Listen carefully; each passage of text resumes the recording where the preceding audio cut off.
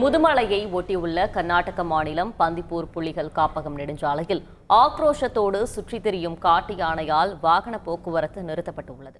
இதுகுறித்த கூடுதல் தகவல்களை செய்தியாளர் சுரேஷ்குமார் வழங்கிட கேட்கலாம். சுரேஷ்குமார், வணக்கம்.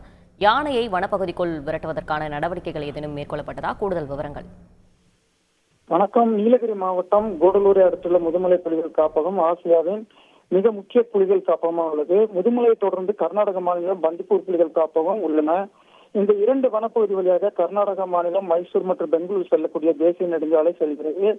இந்த நிலையில் தற்பொழுது வறட்சி காரணமாக உணவு தண்ணீரின்றி யானை கூட்டங்கள் குட்டிகளுடன் சாலை ஓரங்களில் நடமாடி வருகிறது. இந்த நிலையில் பந்திப்பூர் புலிகள் காப்பக பகுதியில் தேசிய நெடுஞ்சாலையில் ஒரு குட்டியுடன் யானை நடமாடி வந்தது. இந்த நிலையில் அந்த பகுதியாக வந்த புலி ஒன்று அந்த குட்டியை வேட்டையாடியது.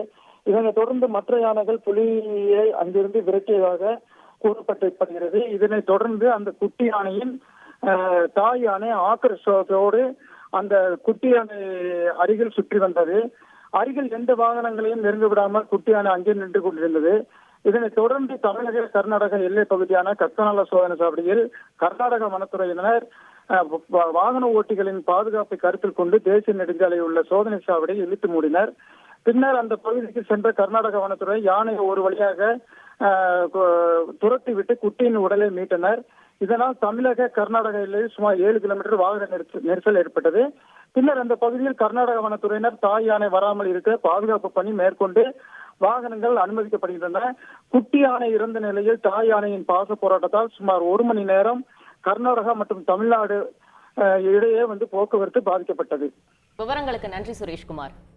This summer, meet the magical mermaid at VGP Marine Kingdom from April 12th till May 31st, 2024.